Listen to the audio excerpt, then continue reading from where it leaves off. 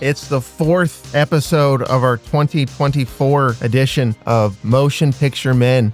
Once again, I'm Spencer Hendricks. I'll be hosting Miami Connection Part 2. Got Brian Vaughn and Van Lee with me. That's Brian Projector Vaughn. That's Van, tough guy, Lee. Oh, sticking Movies with the tough guy. was my theme. My theme was the movie we're watching and its music. Van, I think you're going to be pretty happy because you're kind of a tough guy, as you've been alluding to. We get to talk about that song in this episode. Right, and it's a good one. Among some other things, that the Tough Guys is, I guess, the last reveal, I guess, musically, because the big two, we've already done that. And I think Tough Guys is the number 3. It's right up there. But it's good. I think it's overlooked. It's also in a scene that is, wow. Wild. So memorable for so many reasons. We still have some good moments left.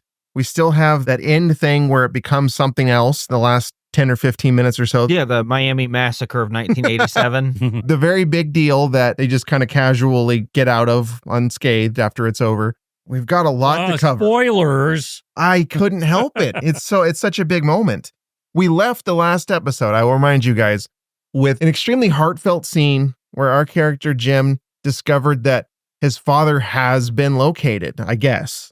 He got some kind of letter that made him cry. He told the band members, I'm not an orphan. My father, something contacted from the Department of Defense. We don't have the details, but he's Donald Rumsfeld. Jim's father is potentially coming back into his life. And that was a lot. That really kind of changed the course of the movie from an emotional scale. At this point, I think we need a palate cleanser.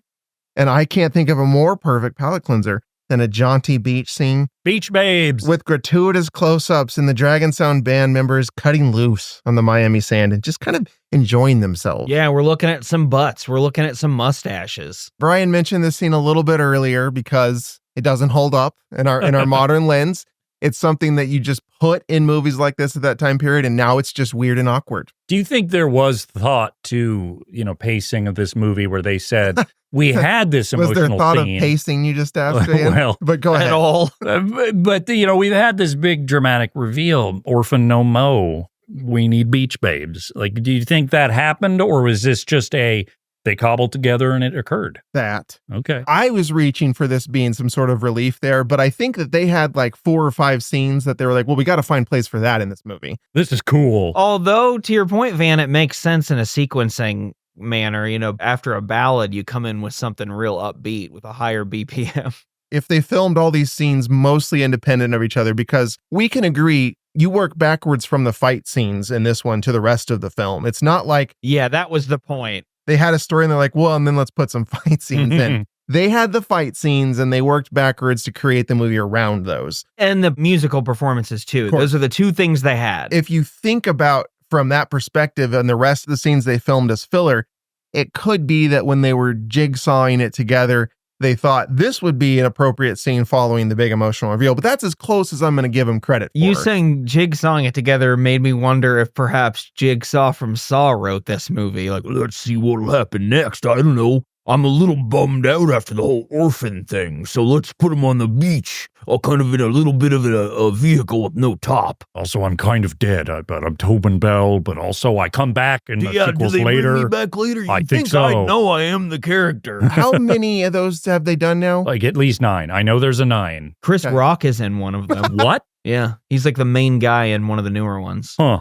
Okay. I like the idea of somehow the seeds for the idea of Saw was buried in this movie. Holy shit, this just hit me. There is that scene later where Tommy has to cut off his own foot to get away from the Ninja Clan. Holy shit. Wasn't there another scene where John, he can't find his base, but he has to dig it out of a pile of his mom's eyeballs or something? That makes sense. I do remember that. Somehow that wouldn't make Miami Connection any less tonally jarring. Plus, you've got Friends Forever playing as it happens.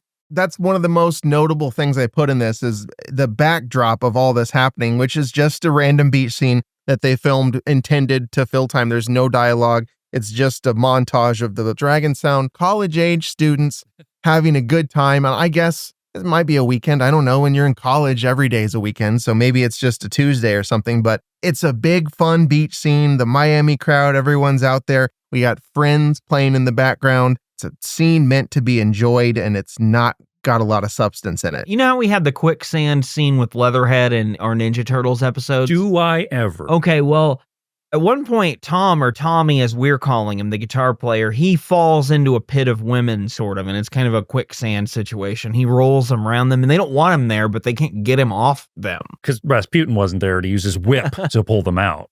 No, they had to rely on John to like drag him by his feet or something. And he does. It's very also, weird. John and Jane at some point are in the water, like making out gratuitous. I guess they wanted to remind you, like, hey, just so you know, there is a love angle in this story too. John and Jane are in love and they're happy, and there's about, I don't know, 30 seconds of them just making out in the water. And maybe we're supposed to read into it, hey, because of John being 8 feet tall and Jane being 5 feet tall, but in the water, everybody's the same height. I really like us gradually. What?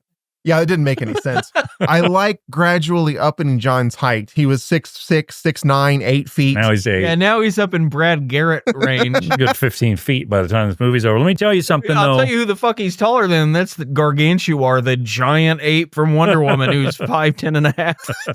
He's over 7 feet tall, according to them, Brian. Let me tell you, though, this scene with the beach babes and bods, they got buns you won't see at the bakery I down was there. waiting for it. If you didn't do it, I was gonna. There's all kinds of. Sad. This is such a relic scene in every way, movie making wise, and it's just. I don't want to harp too much on how much it doesn't fit anymore, but it's just hard to watch now. It's so obviously pointless, and like I said, the gratuitous word is the best thing I can think of with this. Is it's just kind of, you know what you're doing. You know why you're putting this in there, and it's really lazy. See, for me, not hard to watch for some reason. There's something about the neon stupidity of it, of 80s movies, because there are 80s movies that are hard for me to watch. Like, I can't watch any of the rapey ones, like Revenge of the Nerds or something. Those movies really are tone deaf. This is trying to be fun. Not that it's good, it is very stupid. In the time period, it certainly wasn't offensive in any way or wrong in any way. It definitely was going for that angle. But what I really like about it is, just like every other scene in the movie, it felt like YK Kim and Dick Park were just like smashing together every 80s idea you could imagine into one thing. They had a whiteboard when they were making the movie that had tropes on it. They're like, we got to have a scene of this. We got to have a scene of that. It's like if on the whiteboard that we have up in the studio van, we started writing down things of like today, you know, that were a big deal. We could write down some jokes that you just want to make in general, and then just kind of scramble them up, and we have to find a place for them. Much like a lot of the, like a beach scene, Taekwondo and martial arts, those movies were big in the 80s. Like, so if we started writing up on the board, like AI, Taylor Swift, you know, just like whatever's the biggest deal right now. We should do a bonus episode where we try that, where we just put random kind of today topics and just see if we can smash them in an episode. And I will grant we are not the three people best suited to write the, you know, topics of today down on a whiteboard. I think we have a different viewpoint on the current situation than most people would, but we can try. You know, in this beach scene, there's a hippie and he's got a big sign. And the sign says, Christian Church, the humble road to heaven. God is naked also. Vote for nude beaches, parks. Repent in the raw. Yeah, he's a real holdover from our online 2013 episodes. But he wants nudity. That's kind of neat. Yeah. Little twist. He's a weird zealot who does want to see some bodies. I wish there was a character like that in online. That would have been interesting. Throw someone in there like that. I kind of felt there's a reason why this scene isn't a whole, like, it's not a complete miss for me, is it did kind of have an element of, wow, I do feel like I've stepped into it like a time capsule here. For sure. Absolutely. I can believe this was kind of the idea of I'm on a beach in 80s Miami. Well, and like the bikinis are very 80s and the hair, all of it is very time capsule-ish, which we are all suckers for here. So that is a nice aspect of the scene. And that's all there is to that scene. It doesn't go on or have anything else to do with the movie at all. Because now it's time to see what Jeff's goons are up to. I love this place. Yeah, this is that sweaty alternative to the nice little retreat dojo we see that Yoshido has. Jeff has his own place. It's just a nasty, sweaty gym. It looks like kind of a seedier Gold's Gym sort of thing. I will say. Bronze's Gym. So you know how the band Dragon Sound, they're just fucking around. They're just, it's all fun and games for them. Jeff's goons are actually hitting the gym. Well, but the thing is, Dragon Sound are practically doing things to win fights. These guys are just trying to look good. They're just lifting weights. So you think they have the wrong focus? And wrong Show focus. muscles. I mean, I appreciate you know their how work I know? ethic, though. There's dudes in here working out in jeans with hats on. Has anyone ever done that in the history of working out?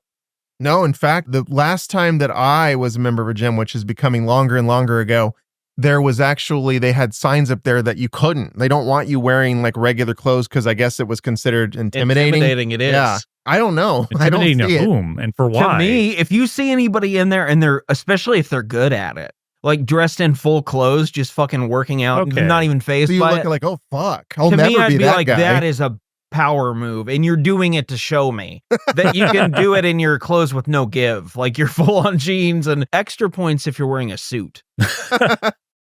Whether or not we think they're going about it the right way, these guys are hard at work in the gym, improving their bodies so they can do better at goon stuff, whatever that might be. When in walks the rival band, the Vengeful Dads.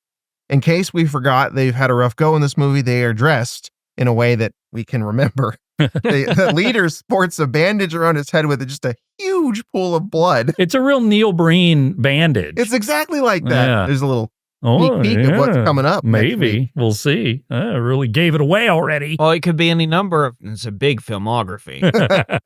So the other band members all have bandages too, in just various places of their faces.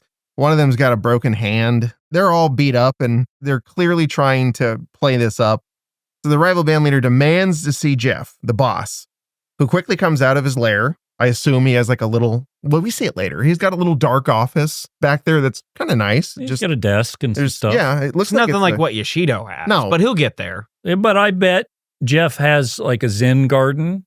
You know, he rakes every now and then, or like A small one. What are the things with the balls where you pull it and it's click, Yeah. click, it's like perpetual motion or yeah. whatever? I will say, based on what we've seen from Jeff so far, he could use some de-stressing. That's true. He runs a little hot. He needs a stress ball that he can squeeze.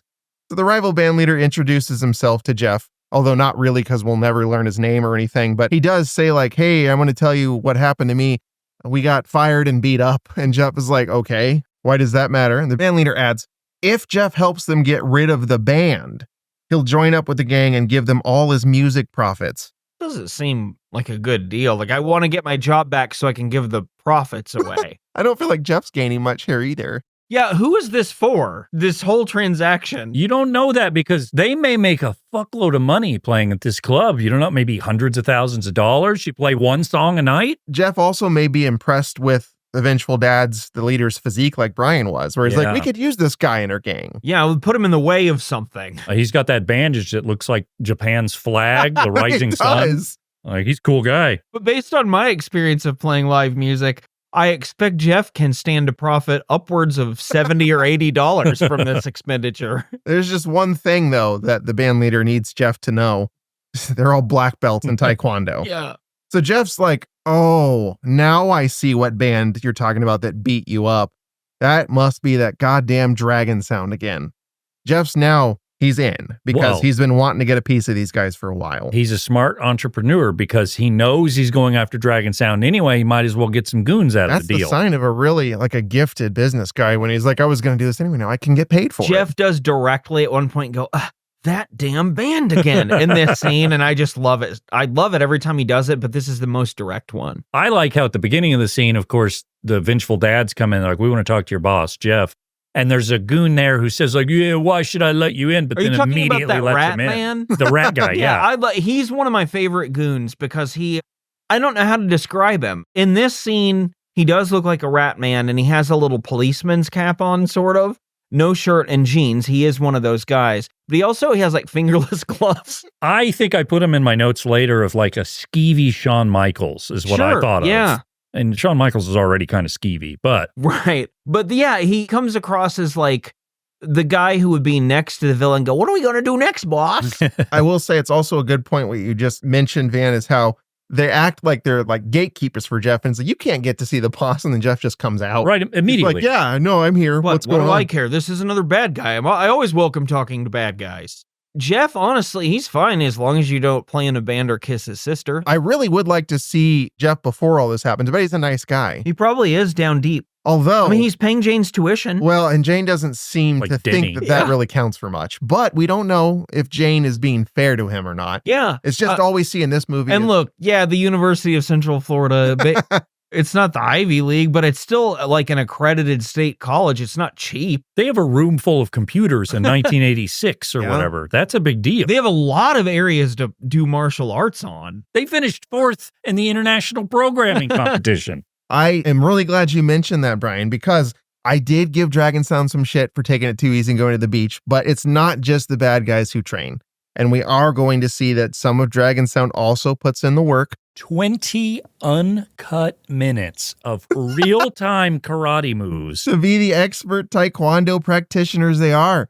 And the movie's about to prove it with an extremely lengthy, as Van just said, sparring session. It is friendly. It's just Mark, John, and Jack. And they're just having a little fun together. It goes on a while. Right outside of English 201. This would be cool if you cut it down to like a minute, but if you just saw little bits and pieces of them How long do training you out think here, it is instead? yeah, 14 minutes or That's so. at least. And you guys remember we talked about this when we did Champagne and Bullets. There's a different cut of Champagne and Bullets where the director, of course, John DeHart, went back and added scenes 20 years in the future where he's doing like karate stuff and kicking a punching bag. Yeah, their art. I think that's probably what this is. I feel like they added this after the fact to pad it out. There's nothing that happens They did at plot-wise. least film it at the same time, you can tell. But Sure. I bet you it's something they were like, this isn't necessary back then. The other weird thing about this scene to me is it's filmed terribly. This stuff is interesting if you showcase it right. Normal people can't move this way, right? But it's filmed like in stark daylight, just unartfully. In the grass, a single camera set on a table watching it. You're right. It's very just weird. really weird. It's like public access. There is a short little start of it too, where it is actually just Mark by himself doing like warm-up stuff. They had a chance where they could have showcased this correctly. It definitely didn't work, and it does go on way too long. I tried a couple sentences of summary here. If you guys have more thoughts, you can add them in here. But what I've got is that Mark warms up with a series of what I called solo moves and then screams to get himself into the zone. I don't like Mark's screams. He does some yelling. No, it's a little bit uncomfortable. Well, okay, let me ask this. Anytime you see footage in a TV show, movie, whatever, of like a martial arts class, it's always the leader doing the punches or the kicks or whatever. And after they do it, there's a, like they deliberately do that. The students have to do it. It's almost like that is a force thing. I mean, they I say, think when it I is punch, a thing. you have to make the noise. Why? Some kind I of don't rhythm know. thing and getting You into think it's for the rhythm? into the spirit of it. I don't like the yelling. There's such a mental part of all these martial arts. I think it's some kind of getting in tune with their inner spirit as they fight. I can understand that and get behind it. I just don't like the yelling. I think it's like how we always scream before we start podcasting to get ready, to get amped up. That's fair. You know, I red do leather, like yellow how- leather. How informal we do it, where we just kind of plop in our chairs. You guys ready? And then Yeah, let's test our mics and stuff. And that usually we talk about, I don't know, like Leatherhead or something. red leather head, yellow leather head. Who's Well- been painting me all these different colors? I'm going to start doing that as warm-ups from now on. It makes it easier to not stumble over the tongue twister part. Red leather head, yellow leather head, red leather head, yellow leather head, red leather head, yellow leather head. Ooh, it's tricky. So by the way, it's not just Mark doing the solo stuff. He does slowly warm up to where Jack comes up and he has mostly just to get the shit beat out of himself. I want to remind you guys, Jack is also a black belt. It's just he's not at Mark's level. So Mark kicks and punches him a whole bunch, then puts his fist in his mouth YK Kim loves to put his hand in mouths all the way. and his foot on noses. Mm-hmm. Like, he has his little tricks. He's got a face fetish. The balance he can hold there, too, is impressive. Yeah. YK Kim is really good at this. Yeah. And we do get a sense of that. And This, you could argue, should be the entire role of YK Kim in this acting-wise, is just doing the martial arts. for some reason, after watching this happen to Jack, John excitedly takes his turn. He's like, I can't wait. It's I get to go up So there now. tall. Only to have Mark twist his nose with his foot and fake getting stabbed with a knife a whole bunch of times.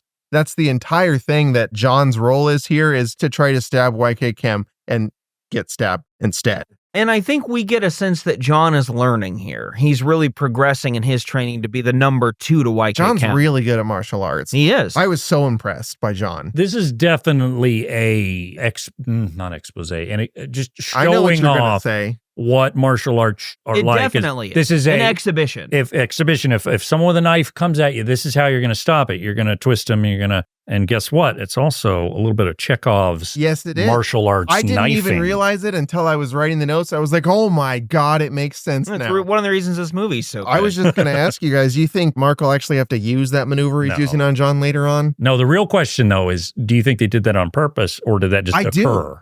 do. I really do. I could be just being hopeful right now. I really like to believe that it's such a pointed scene that they had a reason for it. What you would do to make this a more palatable movie is probably cut out all the Mark dicking around by himself and fighting with Jack and just do the stuff with him and YK Kim. And then it has a that purpose. ends with this plot point. Then, yeah, you're winning awards. You're getting financed.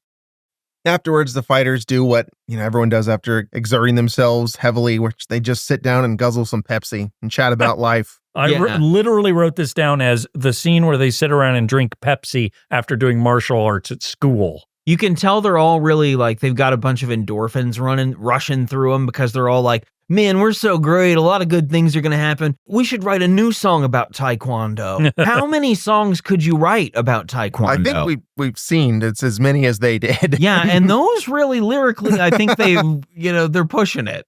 I just want to mention that I really am a fan of 80s soda cans. I really like the Pepsi logo on the cans, just perfect Me time too. and place And I thing. don't know if I really do like that or if it's just because that's probably the first time I ever saw a soda can and remembered it would be the late 80s. Association. It's just kind of one of those things where it's like, it makes me happy seeing that dumb logo on their can. I'm not even a big Pepsi guy, but I did appreciate it.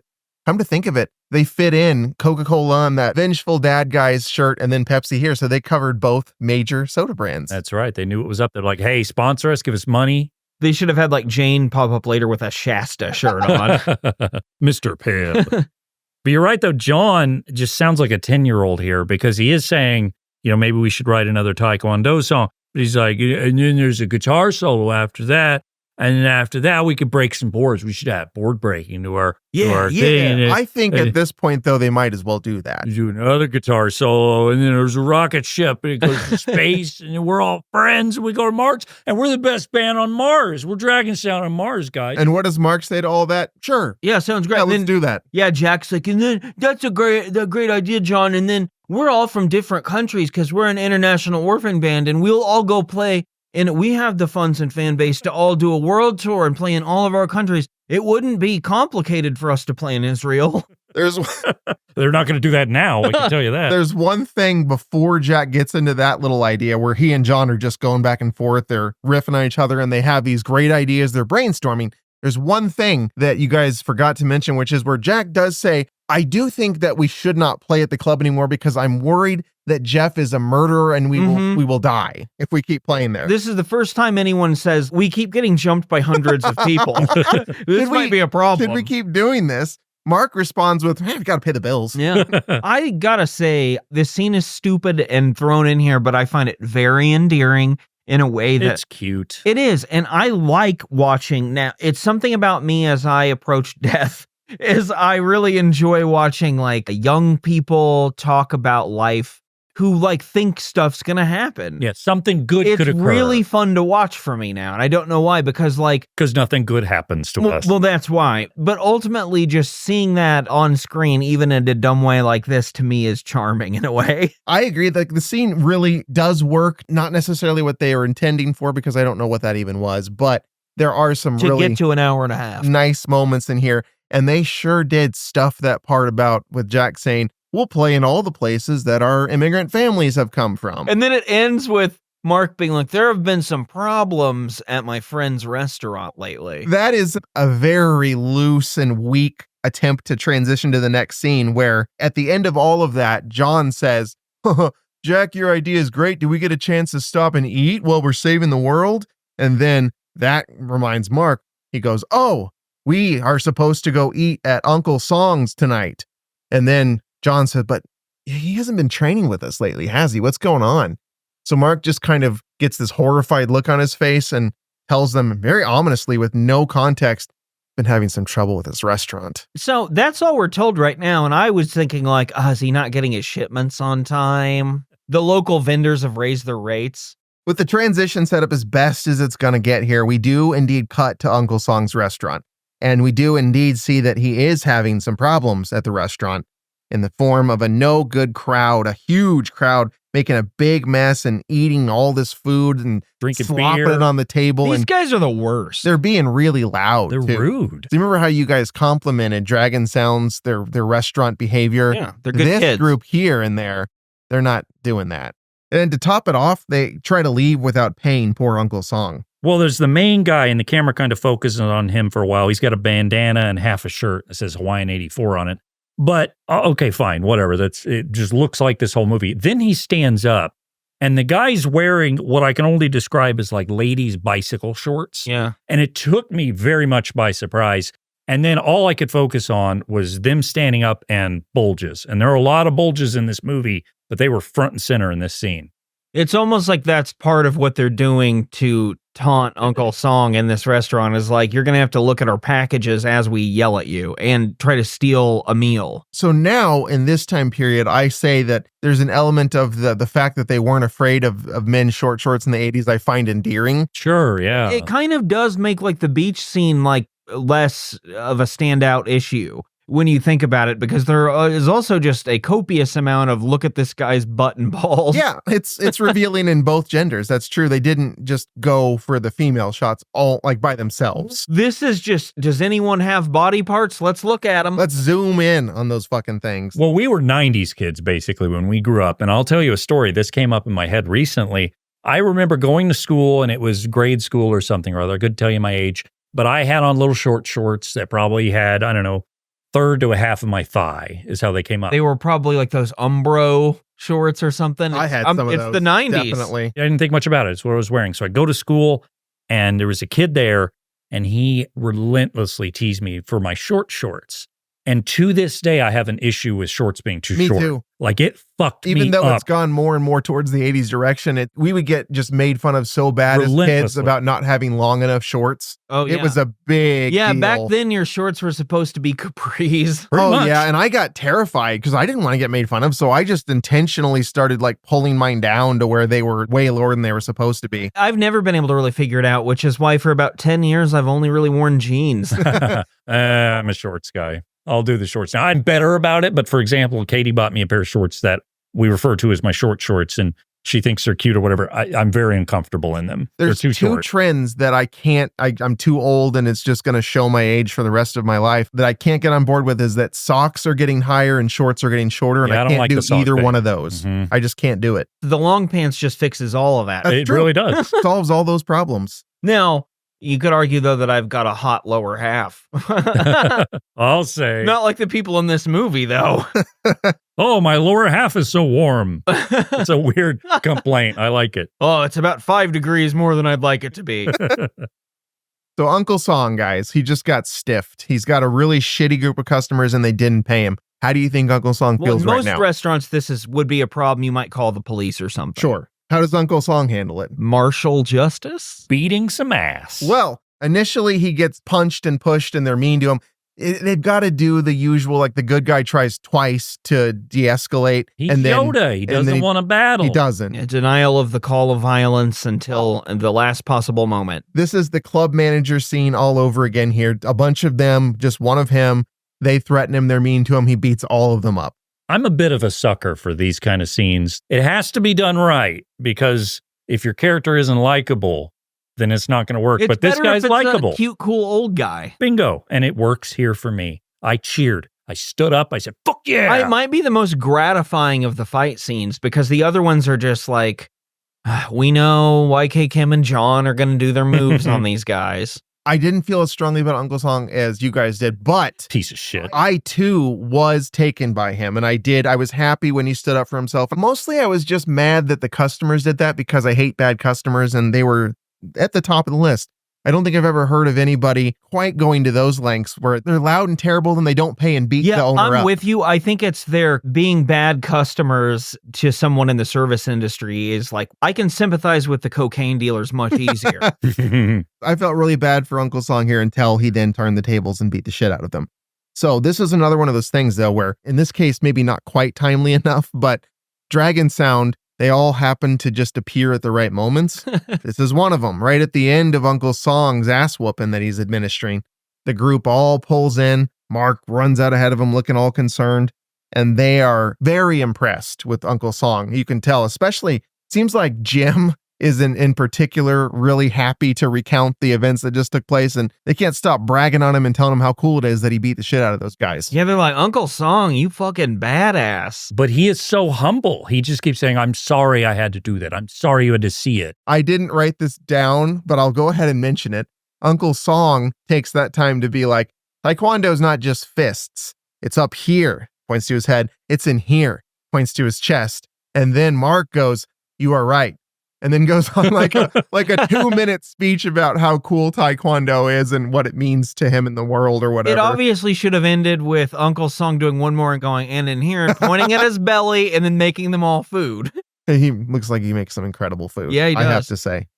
So after the band's next show, they come out to the car only to find a note from Jeff to meet them downtown at the railroad track. This is how all the big crime lords communicate. My favorite part of it is YK Kim grabs a note. It's on the car, and he unfurls this note, and then he looks at it for a bit and doesn't say anything. I know what it is. They didn't want him reading the letter out loud. Well, because John takes it after the fact. So is he illiterate, or was it that? They did not want him having to try to translate that to the audience. He should read the note first, the character, because he's like, the main guy, yeah. I guess like he's kind of Splinter to them in a way, but you don't want him reading the line. No, so he gives it up and John takes it over. What I think it was is the written script scene called for YK Kim to do that.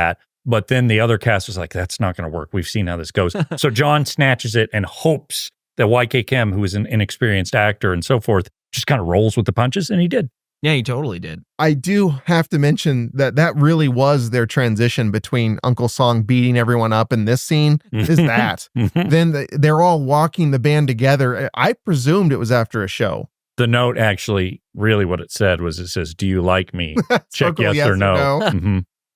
They circled no. What were those little fold-up things that... Oh, the little where you go... That kids would do in the 90s? You have to... It was like an odd number. Mash, and you would find out who you were going to marry, how big your house was. If you could do martial arts. What you drove. Yeah, it was all luxury stuff. None of that came true. I want to look one of those things up and make one. I'm hearing another bonus episode out of this. I've got all kinds of ideas for our Patreon show. After we play MASH, I'm going to tell you what our bonus episode should be called. After MASH. By the way, patreon.com/Bootu Inc. We have bonus stuff there. Get over there and listen to it. We worked hard on those bonus shows. And it's free. You can donate if you like. It's free if you want it to be. I mean, or if you don't want it to be, it doesn't have to be. It's all in the mind. Yeah. Patreon is not just up here. It's in here. And on the internet. Taekwondo is the way of life, man. Okay, so the railroad tracks. Jeff is saying, hey, let's meet at the railroad tracks. And I think it's probably unlikely this is going to be a pleasant meeting when you suggest the railroad tracks meeting. Yeah. And this is another really good 80s setting. Like it's railroad tracks in kind of a desolate area. It looks kind of grimy. It does. I like it. So the band does, I think they get a sense it's probably not good, but they all also agree we should go ahead and do it.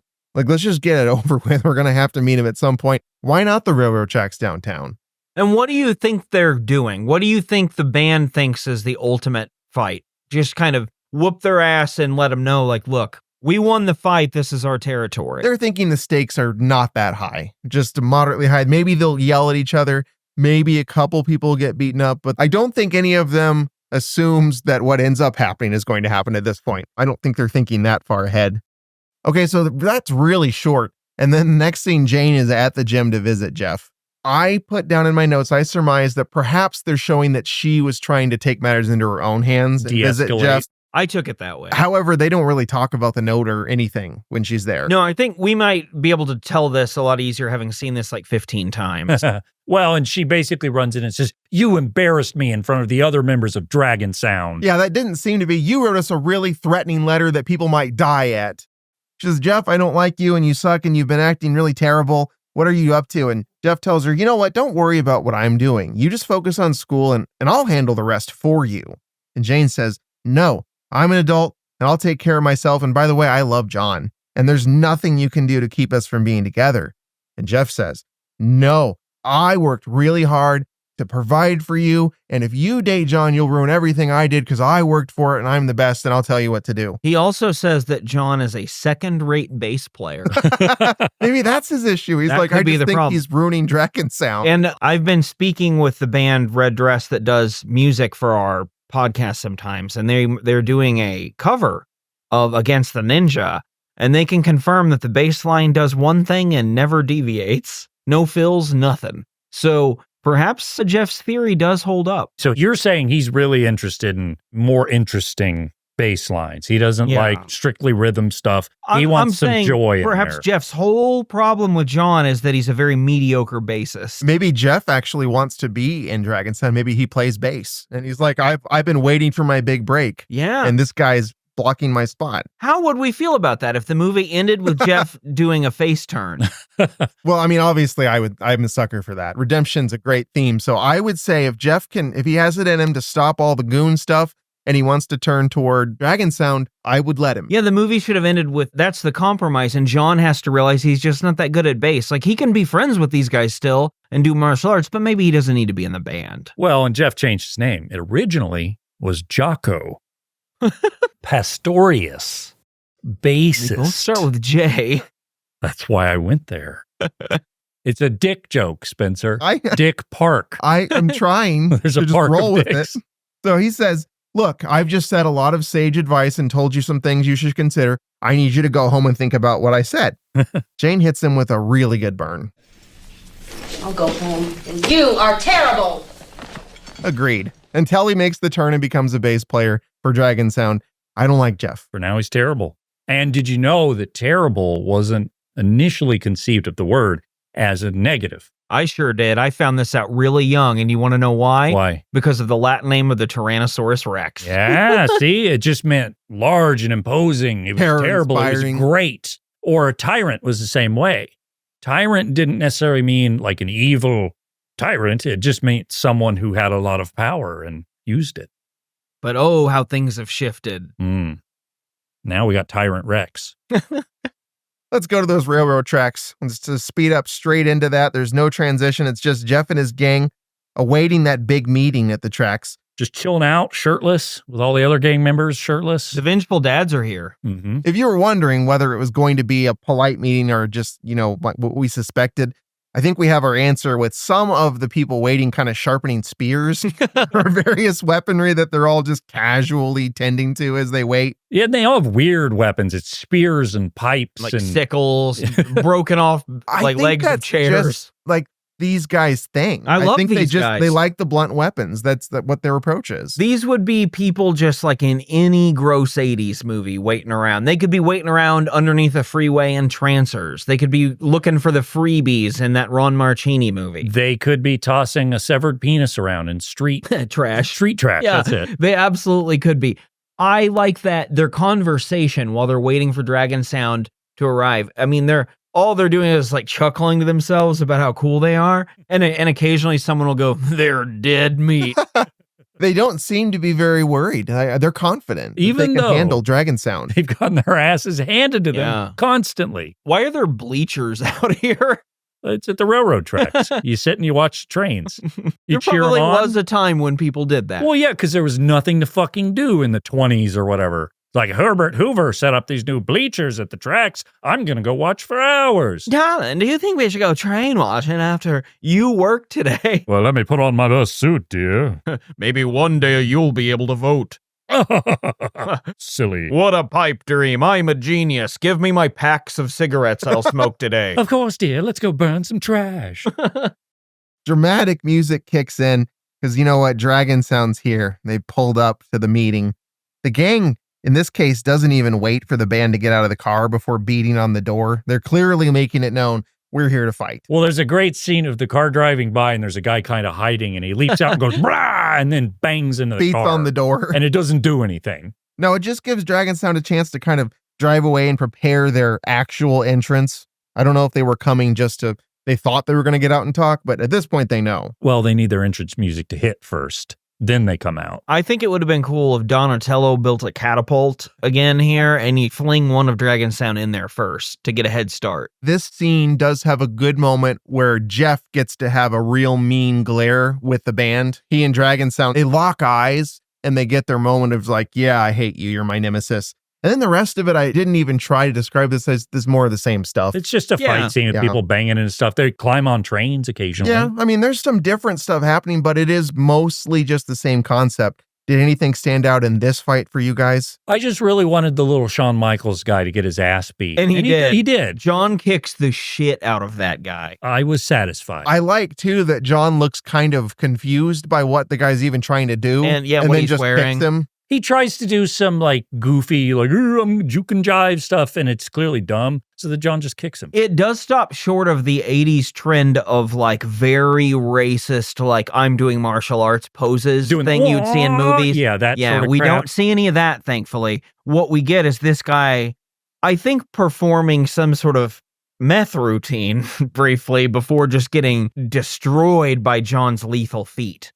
So this is still, though, the part of the movie where the battles are mostly harmless. In this case, the cops are hurt in the distance and everyone scatters. No one's really even been hurt, honestly. And this was a big problem. You know, there were all the gang riots in LA a few years later, but the martial arts battles in the train yards of Miami of the late 80s, you don't hear a lot about that anymore. Someone swept it under the rug. The good news is when the police show up, 2 police officers, everybody runs. They know 2 cops, that's all it takes to scare you. And the 2 cops look at each other and one of them goes like, where'd everybody go? And they say, well, they're not here now, so let's leave. I like, too, they have a brief exchange about gangs and both agree gangs are bad. Gangs are bad. Gangs are bad, but those ones were mostly white, so we'll just let them go. There's also the element, too, that the one cop says, well, we need the gangs to leave Central Florida anyway. As if suggesting them leaving the scene is kind of a solution. You know, you never know. They might have skipped town. That might be where they're going. Hell yeah, let's pat each other on the back. We did it. We scared them off. I bet you they're in Louisiana. They also have like revolver guns, these cops. And one of them, they leap out of their car. They're next to each other looking for the gang members. And he's pointing it at the other cop because he's clearly a guy who doesn't use a gun. That's funny. And it made me nervous. I was like, you're supposed to point it down. I don't even know gun etiquette and I know this. They should have made these cops wear like short cop shorts too. Just make this whole movie beach themed. Like Lieutenant Dangle. Yeah, exactly like that. You know what, guys, though? I could use a cool like motorcycle montage. Oh, I've got just the scene for you. I want to preface this by saying we need some more scenes of how Yoshido's men go about their life. We've only seen little bits and pieces of it. I think we need a bigger example of what they do to unwind and blow off some steam. We saw the beach scene for Dragonstown. What about Yoshida's men? What do they do when they're trying to take a load off, when they're trying to recuperate between battles? When there's a lot on my mind, let's say I've lost a fight or something like that, or a drug deal went sideways. Sure. There's nothing quite like the open road to really just soothe my frayed nerves. See, on my side of the spectrum, I've committed the ultimate sin. Okay. And now I have to go in the Badlands, a bounty hunter, a renegade. Oh. And so I motorcycle. And you're good at your job. I'm very good at my job. There needs to be some kind of soundtrack for this. Agreed. You guys have anything in mind? Or? What kind of guys are these? Well, let's give it a listen. Let's see if the movie got it right. We'll see. Withhold judgment until you hear this. I love her when I can, like no other man, because I got the plan, and I'm a tough guy. Oh. Wait, what kind of guy?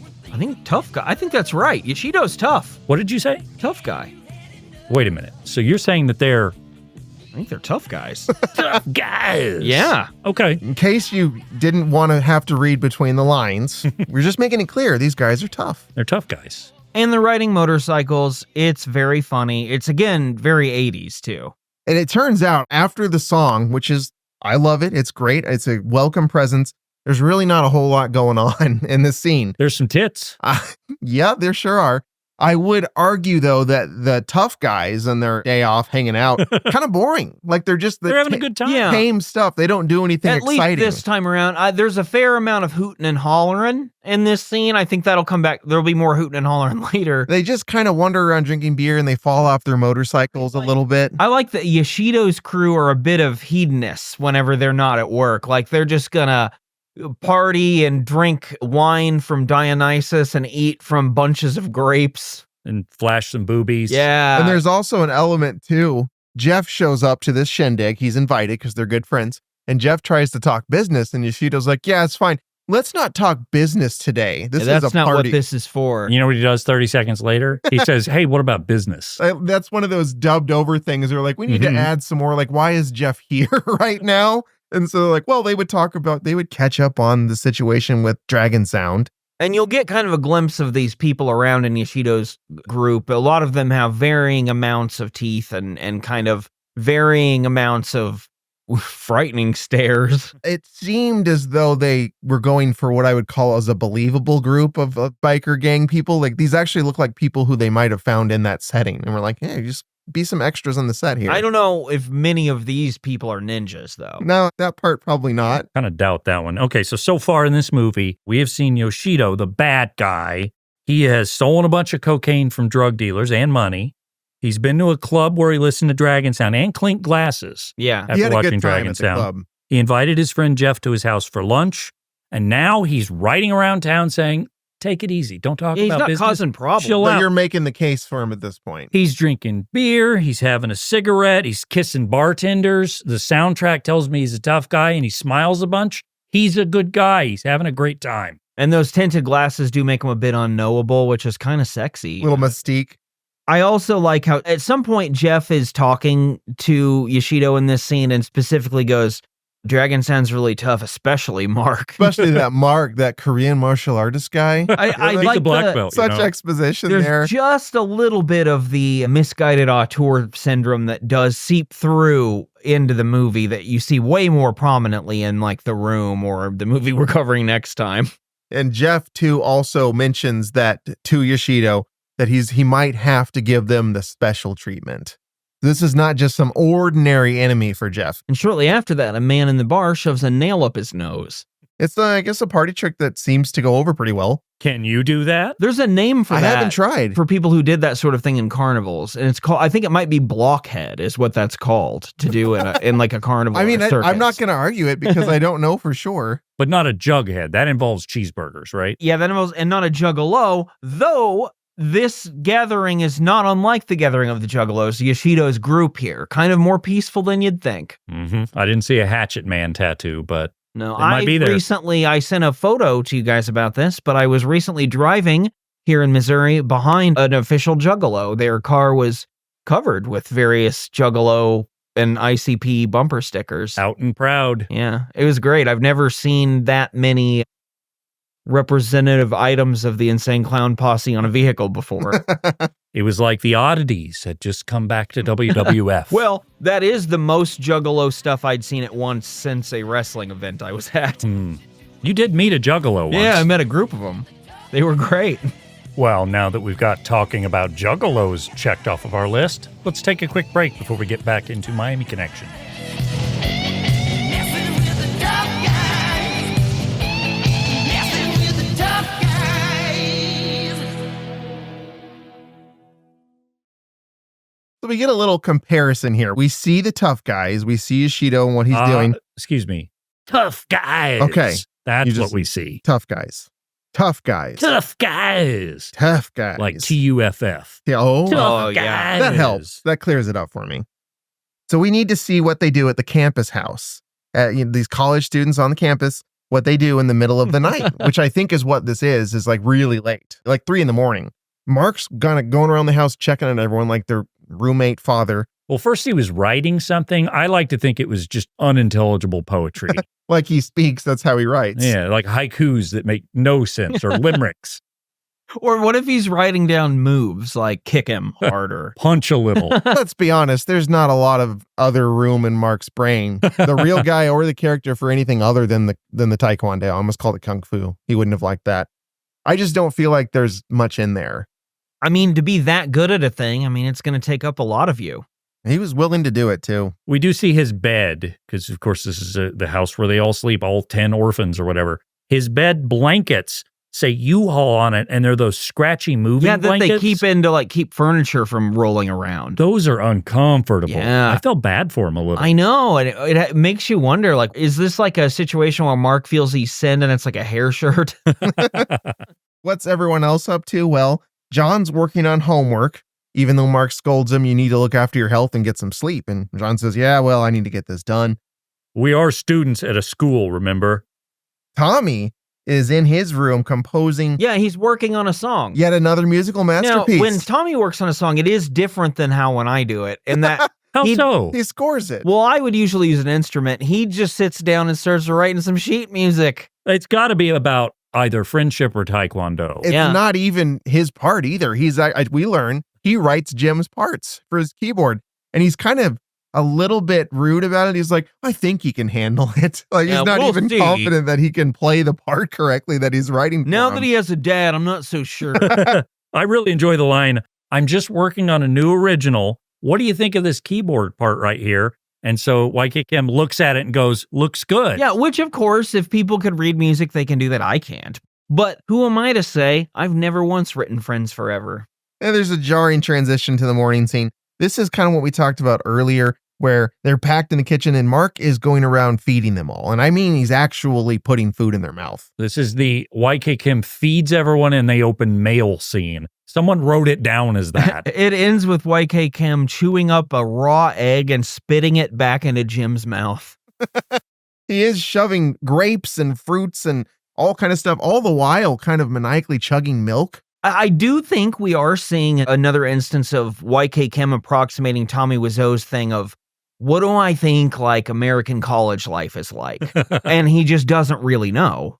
As you guys mentioned, Tom is also passing out the mail and calling out what they are. as we Mail's a do big this. deal in this house. After writing all this down, like carefully sentence after sentence, I concluded this by saying this is a pointless scene because there's nothing else established here and we're moving on now. That's that. Fruit and mail. Well, it's kind of, again, reminding us about mail Yeah, because that comes into play again later.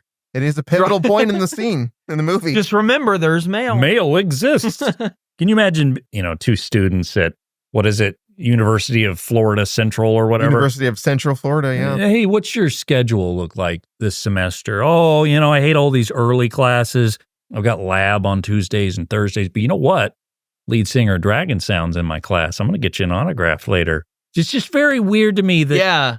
and this whole school is fawning over this band. As we're about to see. I don't know, did Maroon 5, did they go to college? And it's just You bring up a weird. good point. I don't know if there's really been like a big band that is also going to college at the same time and is like a campus presence in addition to like actually famous. Well, barely I had an overlap with a professional baseball player, Ryan Howard, who won an MVP award in college. Now, I never saw him on a college campus, but like, I can't imagine that's a very famous person. I don't imagine people were just bothering him constantly. No. I feel like he would be relatively at that time period anonymous, wandering around. He gets some people recognized him, but The other thing about that, though, and I don't want to speculate about him specifically, but a lot of times athletes don't 100% have to do college. At all. The only one I can think of is I remember reading a story once that Shakira went back to school. Thought you were going to say Shaquille O'Neal when you started that. he did though. I think he has several master's degrees. Shaquille O'Neal and Shakira, He knows the general. total opposites. Shakira's never been with the general, to my knowledge. But apparently she would wear big hats and hide herself. Yeah. But that's all I know. There's all these stories. It used to be pretty common of like these celebrities going back. And when I was a kid, I was really impressed by it. Like, oh, Natalie Portman went back to Harvard, or Rivers Cuomo also. And now I'm like, they had all this money. Of course they can just get in there and do whatever they want by that point. I mean, good for them if it was like of pure intention. But I sometimes wonder if celebrities aren't just like, I would like for people to consider me an intelligent person. I'm going to get some honorary doctorate from somewhere. Yeah, and I'm sure some of it is definitely just PR for their careers. I'm sure it is. They want to win over that much more segment of their fan base or It'd be whatever. different if it like made sense with what they were doing. Like if you found out Andrew WK went back to like some state school and got a partying degree, it'd be like, well, he just wanted to make it official. what he's been doing his whole life, learned to do self-taught party. Now he's got a degree. He's got an undergraduate in partying. Yeah. And by the way, that's as far as you can go, because that's kind of the point, right? You can't really be a doctor of partying. That kind of defeats that'd be it. pretty lame. You know what his minor was in? What? Microbiology. Wow. I didn't know that. Kind of neat. Well, he does love all living things.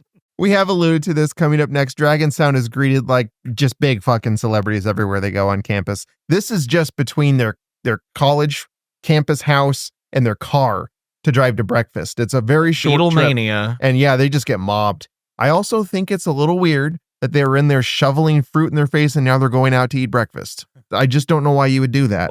You were saying this. You're Mr. Breakfast. I figure you'd be like, Absolutely. for all the breakfast But you I don't can want to get. weaken my big event breakfast by eating beforehand. I just don't understand. You wouldn't want to pregame your breakfast, No. because then you don't have the same impact, I guess, of breaking the fast. Maybe they're just really hungry for fruit before that. I don't know. Meanwhile, Jeff's goons are obviously parked nearby. It's not like it's subtle or secret or anything. They're really close and they're staring at Dragon Sound as they get in their car. But they look like everymen. Oh, wait, no. So they're waiting. Clearly, they have some kind of plan they've hatched here. Dragon Sound doesn't see them and just drives to their big breakfast event. Tom drops the rest of the band off at the restaurant and then parks, which is very nice of him. But this leaves a great opportunity for the goons to attack. And they grab him and they stuff him in the trunk of their car. They tie him up. They bring him to their little hideout, which I guess is the gym dojo somewhere in the back. And they throw him in like a closet or something. And he's their captive. Yep. They've got him all strung up. And Jeff, you can tell he's the boss because he's like kicking back, drinking a Coors Light while everybody makes fun of poor Tommy. Hell yeah, we kidnapped one half of legendary Philadelphia rock and roll duo Hall & Oates. No, this is the guy from Dragon Sound. Oh, why would we do that? Even better, 1/5 of the legendary Miami band Dragon Sound.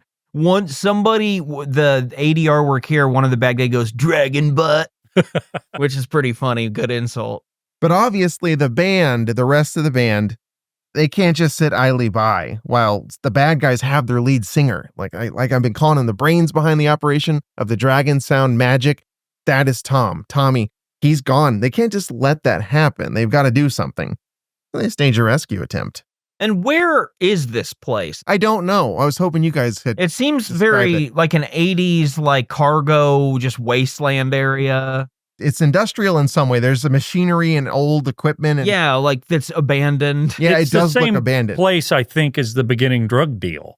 It's Oh, I like the bet it exact is. same set. So some pier that has fallen in disrepair. I like this setting. It's very 80s action movie.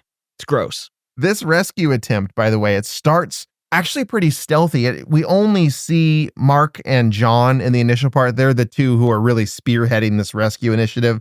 And I mean, they do some quiet takedowns.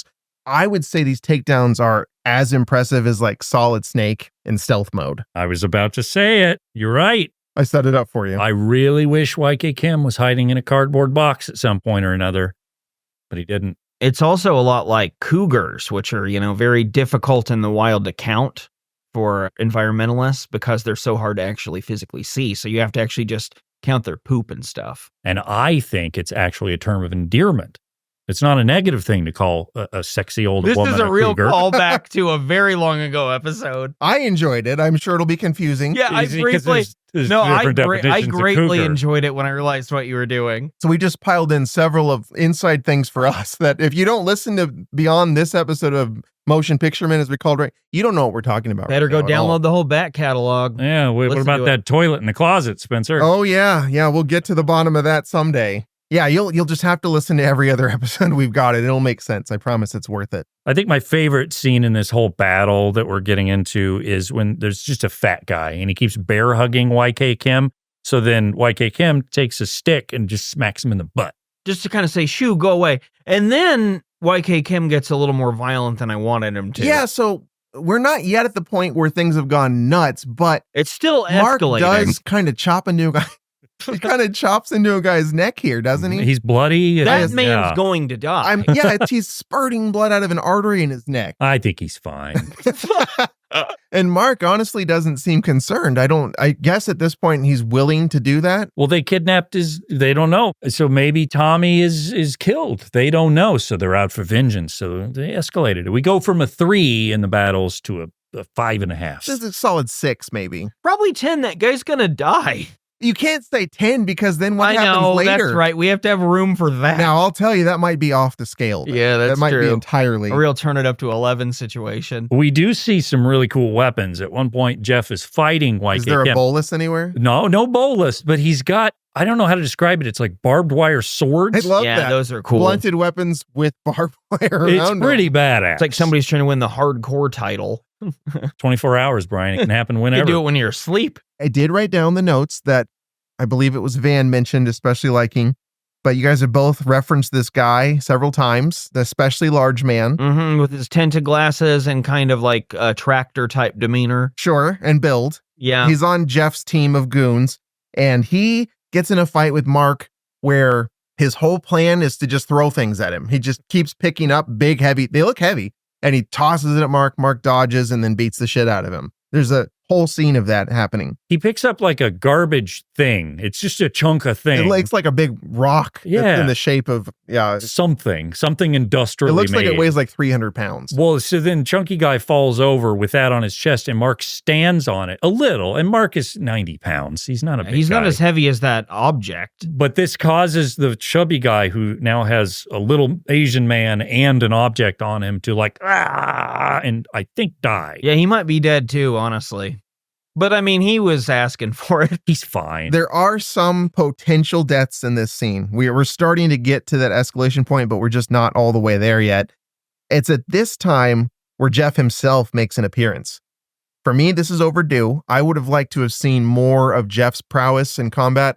I'm assuming he too was a student of YK Chem, so I would have liked to have seen him beat some ass at various points, and he really doesn't. Probably because he like Ishido, they don't have to get their hands dirty. They're too high up the goon ladder. Well, They're too look, important. You're Yoda here, and you're watching all your other Jedi do the battles. But then Count Dooku shows up and cuts off Anakin's hand and disables Obi-Wan. Shit. Okay, Yoda's got to get his I got lightsaber to out suit now. up now. Mhm. Shit So is serious. he sets down his little walking stick and then goes and like kicks and flips, and Fight I must. we see a battle, and Christopher Lee's there. It's pretty cool. In this case, Jeff doesn't really do any of that stuff. He kind of No. battles Mark for a little bit. Not long. Yeah, and then runs. There's a ladder nearby and he starts running up that. Mark pursues, the whole band's kind of up there, and Jeff doesn't really have anywhere to go. He's on this big ledge. Just that's- one place he can go. It's elevated far, like, I don't know, 30, 40 feet in the air. And he is kind of perilously close to this edge. He looks as though he wants to figure out an escape route of some kind, and the band has him cornered. No one's really hurting him, but Jeff keeps retreating. Whoops, he falls, he's dead. Jeff has died. I think somebody should have had to like wheel kick him off it. I think they should be, this is kind of an accidental death. Right, the insinuation being they weren't trying to kill Jeff. That's what I'm saying. You I like want the him to- idea because we've already seen Mark go a little too far. He did. And I think maybe one more time it would have been kind of like, oh my God, he killed Jane's brother. I'm not ready for that yet. Yeah, well, see, this is a little bit of a spoiler alert, but he goes feral in a later Yeah. fight. You got to build up to that. Yeah. So he's slowly taking steps. And Yeah, he's you not guys there are right. yet. Thank you for tempering me. I'm rushing shit, man. I'm trying to premature ejaculate all over Miami Connection. There's also the thing here where I kind of feel like Jeff's death has to be accidental because that's a connection to Jane. And I don't Right. see how they can go back and be like, things got a little heated. We did murder your brother. It is very funny how she does handle the scene later. Which is like, okay, it's fine. I'm over it. I got my 2 weeks to grieve. In any he case, sucked anyway. Student loans, I can get a loan. we have the thing where Jeff's bad and he knows someone on the good side. So we are supposed to be a little conflicted about Jeff. He's been pretty bad and he is dead now. And I was surprised he was actually dead here the first time I watched it, honestly. It seemed kind of unceremonious. Anticlimactic. And also you'd think that hair would pad his fall. Can you imagine that phone call after the fact, though, that they have to make to Jane? Yeah. It's like, I actually killed your brother who looked like Jose Bautista from the Blue Jays. Are you going to be at band practice? Well, it was a pier fight, okay? We were up real high. I've had some fights at Pier 1. You got those shiny lamps and stuff. I bet that place doesn't exist No, anymore. I don't think it does. There was a place that replaced it called Tuesday Morning. It was full of shit in Springfield, Missouri. And now it has closed and has been replaced with, I think, a Dollar Tree. No, that'll stick. Yeah, that's the right approach, I think. I like Dollar Tree. It's fine. Yeah, you can get. You mentioned this, Van, but if you want to just get some snacks, good place You know what to I like do it. about the Dollar Tree? I may have said this before. It's one of the big themes of my life, is that I was really upset about learning that the dollar store, or maybe it's Dollar General, one of those places, it's not $1. No. You go in there and it's not $1. That's not real. I want the literal, this is $1. The Dollar Tree does that, or at least they did. It's $1.25. They now, may have, but, yeah. times have changed, but I liked their concept of being like, no, we're sticking to Do the you guys name. think Shaq also knows the Dollar General on top of the General? I wouldn't He think. knows every military man in this country. Shaq is an Jar advisor. Jar Binks. Yeah, General Jar Jar. Dollar General sucks. I'm going to get it out there. I'm not a fan. Nothing's cheap there. It's very expensive. Misleading it's like name. Walgreens now. Misleading name. I don't like it. I don't like Walgreens. I prefer CVS to Walgreens. I don't like the way Walgreens smells. I don't like either one of them, to be honest, because everything's too expensive. It is too expensive. I just had a very good relationship with this one CVS store that I used to walk to a lot. Stinky CVS. I am not disappointed. I was hoping we would do something like this, and we have. It's happened. I do have to point out, by the way, in the next scene, Ishido is grieving very heavily, much more than Jane does when he gets the news that Jeff he's passed away. It was his brother, man. And guess what? He was forced into this. He's still a good guy. What are they doing at the dojo before they deliver the news? I called it something akin to a morning prayer session for ninjas. And doing like their practices and stuff, their poses. Yeah, meditation and kicks Meditation, I'm and sure, is what it somersaults. is. Yeah, I don't know. You think they start the day with that? That's so Yeah. peaceful. After they eat oatmeal. Then you get into the ninja obstacle course, which is what we see I for a love few that. minutes. That's one of my favorite parts of the movie. I kind of want to do it. There's tires and like a bridge and, again, somersaults. This movie has a lot of somersaults in it. Olmec's back there telling you what the story about it. Ishido is not happy.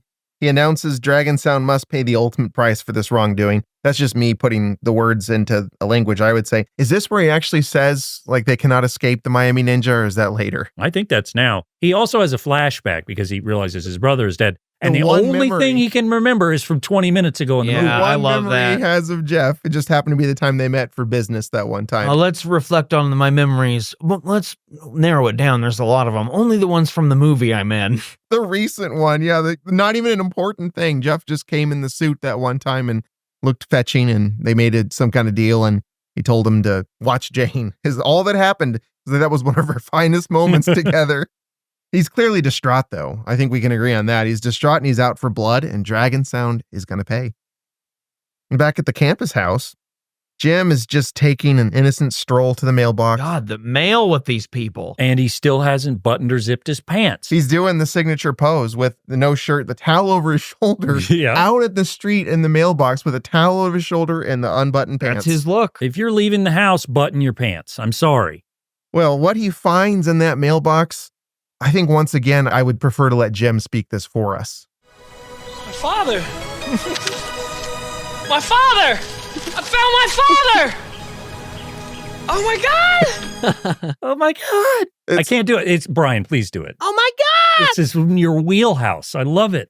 There is one thing I will say there is that his enthusiasm is well acted.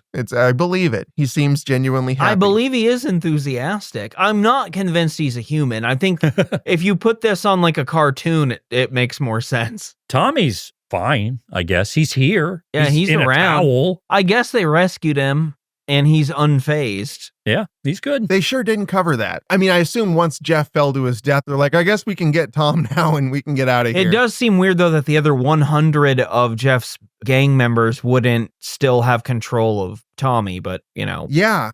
Were they all gone? You cut off the head of the snake. They all surrendered. Yeah. They were like, exactly. shit, I didn't think you were going to kill Jeff. Here's your fucking friend. We were just going to play around. Over the top. Highlander. We were just going to say you were dead meat and kind of just posture. Because we're tough guys. It seemed like so much of the movie, everyone was kind of doing that, and I liked it. I liked how it seemed nobody really wanted to do any harm. They're just bored. And then there's a lot of harm. It turns out to be that way. But you are correct. Tommy being back with the group is so not mentioned that I didn't even think about it when I was making the notes. He's just back. The group is whole. They're all running out to the street to celebrate with Jim because they're brothers in spirit. They're in this together.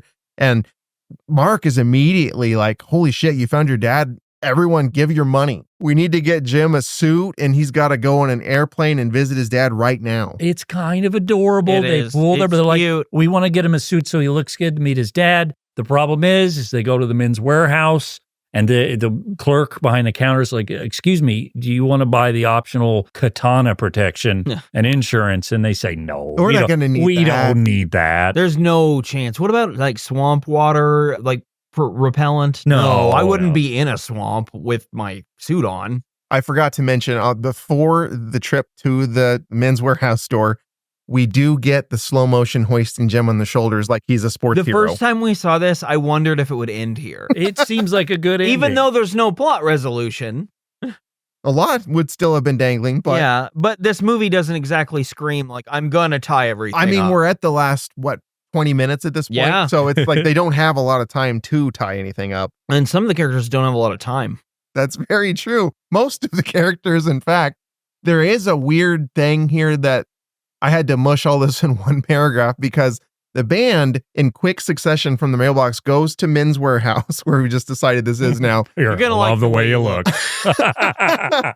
That was not planned. That just occurred. Oh, man. I hope Men's Warehouse hears this and somehow wants us to Sponsors sponsor. us. Yeah. Oh, yeah. Now you too can go rent a suit that doesn't fit.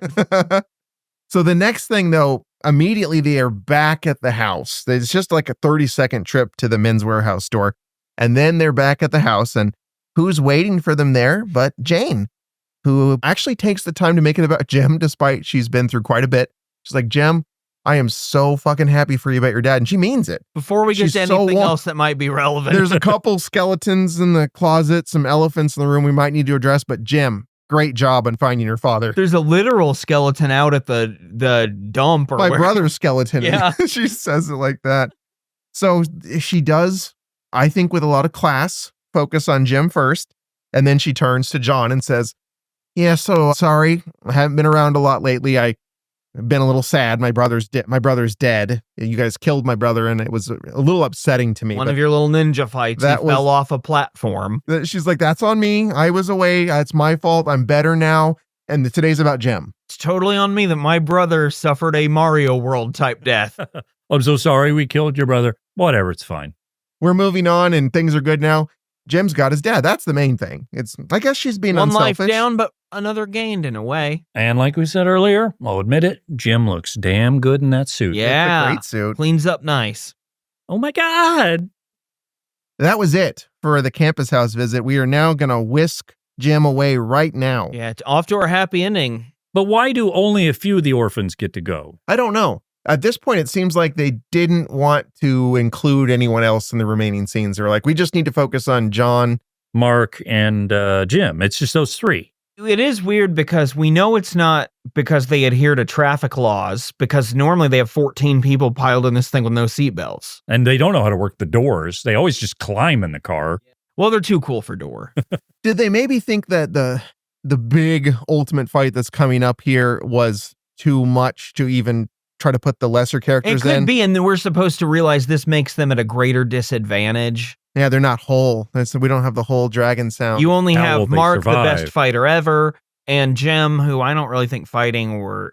I Well, think he's- enthusiasm's his main thing. Yeah, and he's about to show us that he is perhaps not the most skilled of the fighters. No. But John's there, and he's almost as good as Mark. John's almost as good as, he's really good at martial arts. I'd say he's like 3/4 to scale. I think that's fair.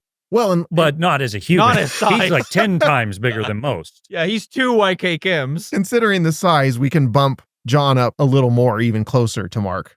They're both really good fighters. The trip to the airport, you guys mentioned this, doesn't go as planned. Mm-mm. Just there's some ninjas in the way. No one takes flight. They take fight. And you're not joking, by the way, Spencer. They pull up, and there's all the biker ninjas, And one of the characters, John, I think, It's goes, John. "Oh, ninjas." Yeah, and Like that's one of the possible obstacles on the way to the airport. to be fair, Ninjas. this has happened a lot. No one's really gotten hurt, but he has to realize you did just kill Jeff, sort of, or they think you did, whether or not he fell off that platform. And they wouldn't believe it if they were like, it No. was an accident. He He just just fell fell. off. They'd be like, yeah. I wouldn't believe that. No, that's bullshit. So the band members plead with the ninjas. Real quickly, before I go into the pleading with the ninjas, do we know what happened to the vengeful dads at that fight? Did they die like a couple fights ago? I don't think they ever are shown They just dying. kind of The main one gave up. Something happened to the main one. In that last fight, somebody climbs. I think Mark strangles him. You'll be hearing about it at the bar the next day. The main Oh, one will yeah. be like, yeah, my boss fucked me over. Now I got fired. You know these guys that look like that there's always something that happened to them? I They really always like complain. the casual. I think Mark strangled him. I think he did. Yeah, I got strangled at the junkyard last night by a guy in a band. There's this little wiry guy. Anyway, I just wanted to tie up that vengeful dads thing because they're not in this anymore. It's about the ninjas now. Now the bigger story all along is becoming what the band is also focused on. Well, you know what YK's about to do, right? Go against the ninja. Oh, yeah. Yes, he This is. is a song. He's got no choice. There's only one way through this thing, and it's a bloodbath. It's a real downpour of blood. The band members plead with the ninjas to leave them alone so that they can catch their plane. They're just like, guys, we got a plane to catch. And the ninjas, might even be Yoshido himself, says, although I don't think he's here yet, is he? I think he's here. Well, I didn't notice him. One No, of them, he's not. You're right. he's in the He's white. still at the dojo. He's in the white, and we would see him if he He was doesn't here. seem to feel any pressure to like be out in it until you have to come to him. Yeah, and it's a bad idea for the guy who does come to him to tell him what happens. But yeah, Yoshida is not here just yet. This is all his underlings doing the talking for him. And they say, you ain't catching your plane. You're not making that trip. And that means they're going to fight. It's time to pay for Jeff's death. The band members escape on foot into the park. The fighting begins. I would say things quickly take, I would describe it as a shocking turn here, as Jim very quickly gets into it with several ninjas and is mortally wounded by a sword to the chest. I mean, we're talking a big, like 3 foot long blade just straight through him. In his right back. through him. Yeah, Yeah. oh, it's bad. Well, here's the thing, though, Spencer. Whoever hosts the show picks the clips, right? Well, occasionally one of us will go, I'm going to make a clip out of that, even though we're not the host. I did because Jim's scream is the most delightful thing. So here it is in its entirety.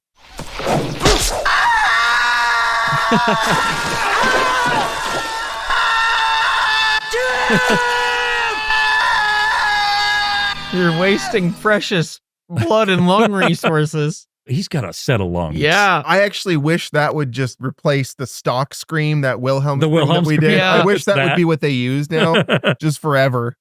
So Mark races over, hearing that horrible sound, and realizes, my God, I think Jim has been stabbed in the chest. He races over, screams Jim's name into his face, and then just kind of holds him as he bleeds out in the park grass. He says, you know what would be good for Jim in this situation? If I dragged him through bog water. Mark does do some fighting all the while as well, but it is mostly John who's kind of in the... So Mark is screaming at Jim while John is in the background beating some people up. And then Mark does decide, I think he's like, well, I'll get him to safety. And that's when he just starts yanking on him and Dragging pulling him through the grass. Water. It's like, that's going to get infected. The suit's ruined. Why would you do that? Yeah, he's going to have like gangrene by the end of this. It's also really awkward to see because they actually make YK Kim do the physical dragging of Jim. So him try to lug the body around, it just looks terribly uncomfortable for He everyone. does do it pretty easily in a weird way. Like, I mean, he's pretty capable. He's a strong guy. The Jim stabbing really brings it out of Mark and John, and they kind of enact They're not Mark and John anymore. a blind rage mode. They are feral. Yes. They have turned into Wolverine. The fangs are bared. The adamantium is out. I mean, they just start killing people. I didn't realize when we watched this all these other times that they were making such a pointed effort to indicate the characters have taken a turn Like here. full moon. They're not who you think they are. And it's a bit startling and kind of like, oh, I hate to see them give in to their violent natures like this. That they're better than that. Mark and John wouldn't do this. In a way, it kind of feels like they're sort of losing their inner fight here as they try to win the outer fight. More of a Taekwondo don't, but they did it. it's really quite stark and purposeful. I didn't realize the director, Richard Park, Uncle Song, they wanted to showcase that in such a way. I never caught on to that, but it's very obvious that they're like, this isn't the beginning of the movie's fight scenes anymore. We're going for the throat at this point. John actually takes up the fighting on his own while Mark drags Jim around in the swamp. And as I said, all bets are off. His very first opponent, for instance, gets a sword driven full force into his chest as he's lying on the ground. Temporarily leaving Jim's side, Mark dishes out the same treatment to an ninja near him. Blood is everywhere. It's flying all across the scene. Mark and John are no longer making any effort to control their animal impulses. It goes on for a while. Lots of ninjas die. I mean, they probably killed dozens of people here. Mark and John just increasingly rabid the entire process. John even ripped his shirt off. He's like reached a point where he's snarling when he kills and he's just covered in blood from head to toe. Well, see, he's no Mark, so unfortunately he got cut a little in the back. So he takes off the jacket, so that way, he's more free. Nothing's really going to hurt him. No, but he got a little ding against him, and that even triggered another level. Yeah, that's true. Well, it's at this moment that one barely surviving ninja gets to Yoshido, who is calmly meditating on like a bridge in his white, completely unbloodied suit. And he says, "Boss, everyone's dead." He reacts fine. Yeah, he's kneeling calmly on that bridge when he hears that. He greets the messenger by turning quickly and chopping his head off. Oh. Clean off his shoulders. Okay, now he's a bad guy. Yeah, he shouldn't have done that. He laughs maniacally all the while, too. He, I guess, has sort of gone the same direction Mark and John have, or led to believe that the beasts have taken over everyone. Mark shows up right after this, and it's time for a big final battle between hero and villain. They cross swords, they grunt, they run around this grassy setting. At some point, they lose the weapons. I think Yoshido, he throws his dagger at him and misses it in a tree. It's a whole bunch of stuff that's happening, but it becomes a hand-to-hand affair at some point. You got to think that favors Mark. That's kind of his bread and butter. Real CQC. We got big boss going on here. So Mark ultimately prevails in this hand-to-hand combat. We do get one of those, the killer makes one last leap when you turn away from him, which is such a trope in action movies in this time period. You think the killer's dead, turn around, killer jumps up and makes one last try.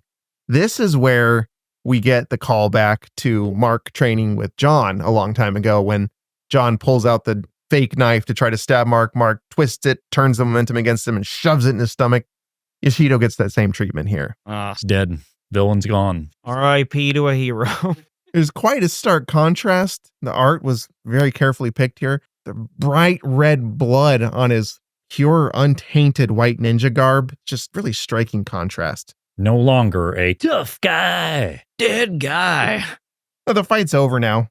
John drives the trio to the hospital while Mark holds a bleeding Jim in the back seat. And Jim just kind of Whimpers about his father a little bit. My father. Oh my God. I hope he's in the hospital.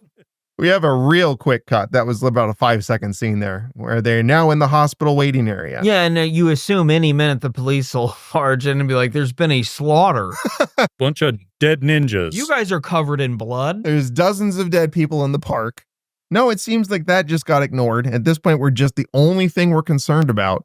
Not any sort of emotional aftermath that's going to be kind of traumatizing for everyone, but just how is Jim going to pull through this? Is he going to be okay? By the way, waiting with Mark, John, and Jack, who makes an appearance in this scene. And Jack is repping the band. He's got his Dragon Sound shirt on.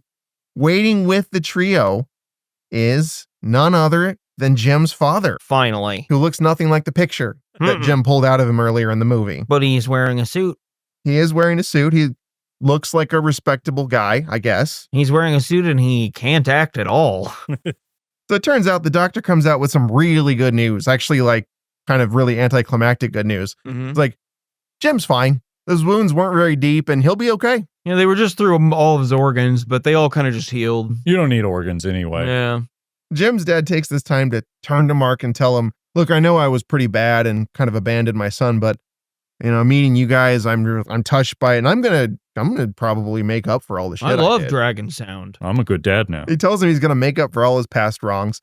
Mark turns to him and for some reason tells him, I would do anything for Jim. That's really the whole exchange. It doesn't make a ton of sense. Got to tell Mark, though, because, again, Mark's the gatekeeper. So Jim gets wheeled out to the group and greeted warmly. They're all happy to see him. they kind of gloat about no one's going to mess with us again. We killed a lot of people. They're all dead. Our band is safe now. Prince through eternity. Oh, there's a finger in my pocket. I wonder whose it was. I mean, everyone's going to talk about it. They're going to be like, that's Dragon Sound. They murder people. There will be so many like Dateline episodes, podcasts about this. But at the moment, they're kind of happy. They're like, I think we proved our toughness here.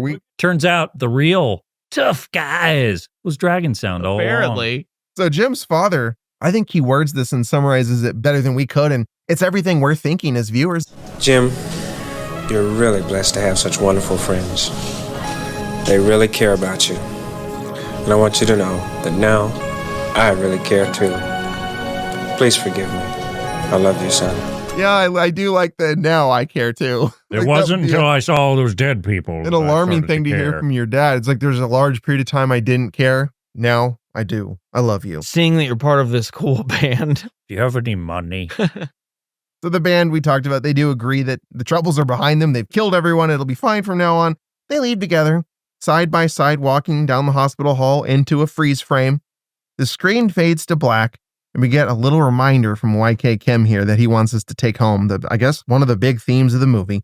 Only through the elimination of violence can we achieve world peace. Which is an odd message to provide after your story resolves with the only way out being to kill every last one of your enemies. I mean, they did eliminate the violence. They just By through eliminating. violence. It's interesting. Makes you think. I think we learned a lot from this. I think we sure did. Any final thoughts? We have done a pretty good job of trying to take a coherent approach to tying up this movie's threads. I think we talked about pretty much everything. It's quite the spectacle of mashed together nonsense. It's wonderful. I like that the closing credits, we get the Taekwondo family song, which Surprisingly good song snuck in there at the end. I enjoyed it. I assume that's what they were talking about when they were like, we should have one more Taekwondo song. And this is the result. And by the way, he wasn't joking. It's called Taekwondo Family. That's the name of the song. And that's what they are. It's a little sweeter than the others. And they're also mass murderers. It immediately starts with the reference to Jim's situation. You've been searching endlessly for your father. It's one of those direct reference to what we just saw happening in the screen. I love how the lyrics are that unsettled. They're like, let's just write what happened in the scene. Just verbatim. I do believe that yet again, this is another example of why good bad movies need to be things that are done by quote unquote auteurs or people who mean it. People who are trying to make a good movie. There was a lot of heart in this movie. There was a lot of joy you could see in the performances, even if they were bad. And I think that, again, is what has helped escalate it to the pantheon of good, bad movies. And this definitely is up there. It's a favorite. The music's good. The acting's bad. It's a delight. It is a treat. It's very 80s in 10 different ways. Mm-hmm. I have a couple of favorites that I want to talk about. Like, I want to see what you guys, where you lean on this. The characters, it can be any of them. Doesn't have to be one of the main ones. Pick your favorite. Tell me who it is and why. That One of the is band kinda members, or is it tricky. Uncle Song, Brian, or is someone going to go with Yoshido it's since you think definitely- he's so great? I have two. Uncle Song, who I think rules. I think he has a cool life. He probably lives above his restaurant and like secretly is a badass. Just cool character. And then my other one is the lead singer of the Vengeful Dads, that meatball guy who's just always so mad and loud. Oh, I think the real scene stealer of the entire movie might be my favorite character. And it's early on in our first episode. We covered it. We're introducing Dragon Sound. And no, I'm not talking about the guy who owns the club. I mean that ceiling fan. It just really did it for me, being the highlight of that in a way, scene. it's the number one fan of Dragon Sound. I think if you cut 5 minutes off the end of the movie, the Yoshido's a great character, and I really like him. Yeah. But then, last minute twist. But I don't know. I think YK Kim takes it for me just because he's the glue that holds this absurd thing together, and I think he's a great And it character. sounds like he might have glue in between his lips A little when he bit. tries to talk sometimes. It's just stuff falling out. So my favorite character is the club manager. I love how he comes into the Vengeful Dads and just screams in their face and then beats them all up. It is pretty cool. And he also did apparently write that Taekwondo family song at the end of it. That's one of his contributions to the movie. That is a good contribution to have. He did a surprising, I would say, more than you would think considering his limited appearances in there. He kind of snuck up on me. And I like that you think he's going to get beat up and he just turns the tables, and wouldn't you know it, he just knows Taekwondo and beats the shit out of the Vengeful Dads. And Jack, the Israeli guy, really does a good job of not acting like humans would and being real weird. So he stands out to me as Missed well. opportunities for me is that we didn't see more of him fighting and more of Jeff fighting. I would have Honorable liked mention that. to the Shawn Michaels Rat Man. Sure. Definitely. That was a good. Actually, a lot of the goons under The Jeff. goons are all great. Yeah. So on that note, there was essentially the movie was built around the 4 fight scenes, right? Like the vengeful dads taking the fight to Dragon Sound in the street, and then them asking Jeff's gang for help at the train depot. Then the band trying to rescue Tommy at whatever that scuzzy place was. And then the final battle in the park. Mm-hmm. Which one of those are you going to say is your preferred fight of the 4? I'm a big fan of the final one where everyone dies because things happen. It's emotionally charged. And also you see all the like bog stuff. Like I expected Leatherhead to pop out and be like, what are you doing in my dragging that little boy to my swamp?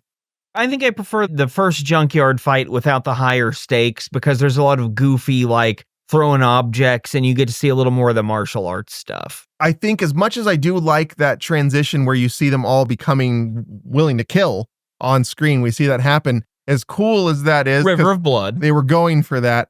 I actually would prefer the more lighthearted fights towards the beginning. They're all kind of the same.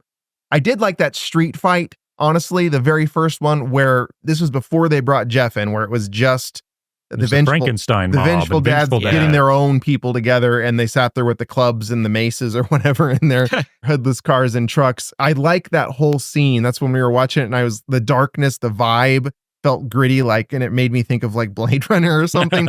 That's what I commented out loud. That scene, the tone just like hit me just right, and I like that kind of introduced us to how this whole thing was going to go. There's also the consistent fight between all the performers and their lines. That is the true fight of the movie. Mm-hmm.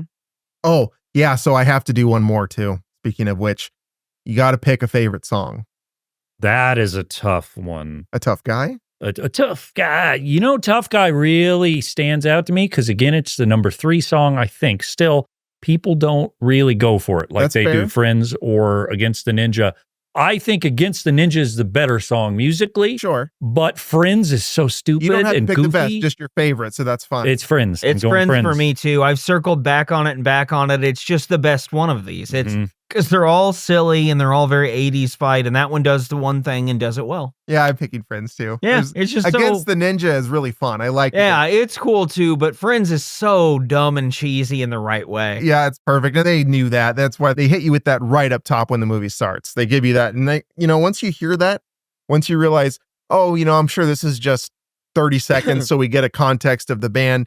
And then you get 4 minutes it's of the it. whole thing. The whole thing. And then you do, and you're like, well, I guess there's here. It's like, I was wondering going into this how long their friendship would be, and now I know it won't stop. It's a great concept. I think it would be a very sweet gesture of someone to their friends be like, I dedicate this song to you guys. That'd be really touching because it's probably one of the best songs I've ever heard. And it's about friends forever. Loyalty, honesty too. That's the Well, creed. those are they're the side characters of the song. Those are like the creed elements of not like creed, but Not like shoot me, number 6 free. that's the creed of Dragon Sound is loyalty, honesty, friends forever. All ties into YK Kim being a gentle, well-meaning guy, and the movie did a lot of those nice things before people started getting killed, chopped up at the end of it, which, shock effect worked well for me. I have really just nothing but good things to say about it. Revisiting it was a concern for me. I was worried we might have seen this too many times. No. Sometimes you can do that. This might be one of those that you can't, though. And it actually was really enjoyable to revisit. I am really glad, unlike The Room, which kind of tired me out and made me not want to see it for like a decade, this covering it and knowing a little more about it was really fun for me. I really enjoyed learning the behind the scenes Yeah. stuff and how it came to be, and the fact that there was no single crew member that knew what they were doing, that sort of thing. It's delightful. Yeah, like covering The Room, or even to a certain degree, Champagne and Bullets, I knew way more. With Room, I knew about everything, Yeah, about the too backstory much. going in. We've got a couple things that we're going to do before we end our episode and get ready for episodes 5 and 6 of Motion Final Picture movie. Men. We've only got one more, and then we go back to being the Bootu boys.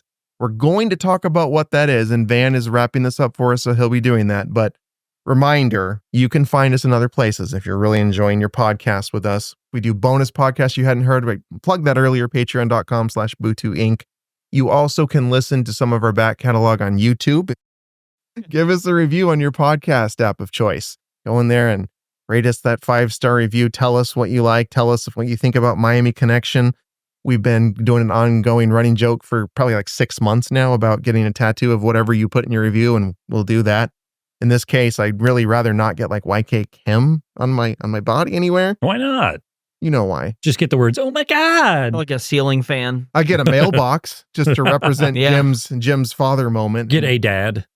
Not your dad, a dad. Big sword. Just a dad. What about the vengeful dad? Oh, yeah. That's a good one. With his bandage. Yeah, so give us a review. We also have a website. It's bootuinc.com. There's also a link to our Discord channel. You can go there, click the link, talk to us directly. With that being said, the next thing we're going to do in our podcast, which again, continuing the Motion Picture Men stuff, will be spearheaded by Van. Van, tell us what this is going to be. Yeah, it's my turn. I will wrap up this round of Motion Picture Men, and we've actually already told you what movie we'll be covering. It is considered another of the elites of bad movies, and it's another one that, for example, a couple weeks ago, when Spencer was trying to describe the plot of Miami Connection, and he struggled a bit, it's hard to describe the plot of the movie I'm covering. It is Neil Breen's Fateful Findings. It's something. It is something else. So I decided to pull some internet descriptions because, you know, each site has their own that someone has written. So I have two for you here. We have Rotten Tomatoes, who has described Fateful Findings as such: a boy develops amazing mystical powers and uses them as an adult to hack government databases. Okay, accurate. That's one way to describe Sure. a part of what is going on. It's a little bit. That covers a snippet of Yeah. it. This next one, which is from IMDb, says a computer scientist / novelist reunites with his childhood friend, hacks into government databases, and faces the dire and fateful consequences of the mystical actions he obtained as a child. Mystical stone. Noticing a bit of a theme with the hacking here. There's hacking, there's books, there's There's computers, neighbor intrigue. there's wounds. Yeah, there are ghosts, maybe. There's the desert. First off, if you're getting into a Neil Breen movie, you need to know a couple things. You'll see the desert, and things will appear and then fade away in that desert. And I'll save my Neil Breen stuff for those episodes, but he is considered like the guy who's making bad movies now. And I believe his newer bad movies are still enjoyable and fun. I think he's a little too in on the Fateful joke Findings now. is his peak. This is I his don't think magnum he's opus. in on his joke. I don't think he likes to joke, but what I think about him is he has stalled out. He doesn't have another gear. I think that's fair. He needs something to happen. What I would love to see is for someone to give Neil Breen a few $1 million. That would be great, because as it stands now, the newer movies are like 70%, let's put them in front of a green screen and do something dumb. And I don't find that as fun as the absurd situations that we'll see, for example, in Fateful Findings. And yeah, I don't want to give too much plot away, of course, but the great thing about Fateful Findings is Neil Breen, unlike some of the other misguided auteurs we've covered, doesn't just believe himself to be a really cool guy. Everyone should be like, that guy's great, and he got the shaft.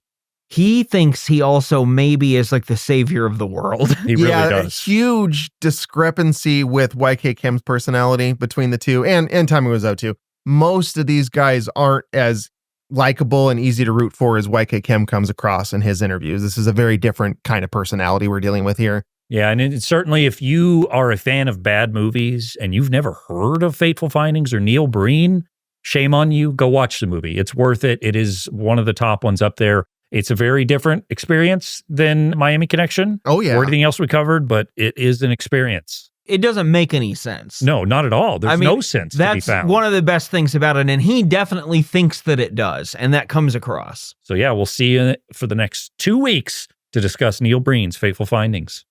That's perfect. I am starving. I say we go pay a visit to Uncle Song. Oh yeah, it's always free too. Because he's a tough guy. Against the ninja, we will fight for the battle to win. Against the ninja, we will fight to battle the sin.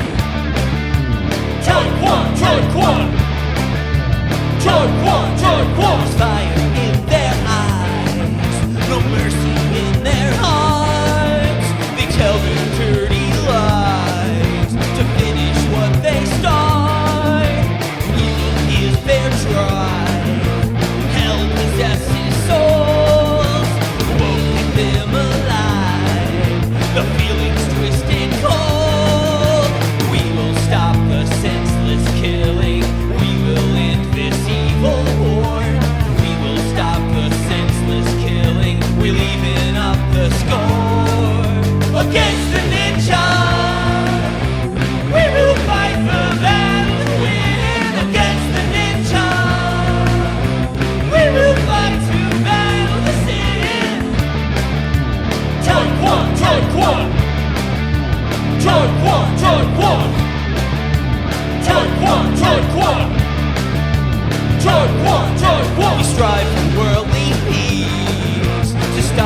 vicious night.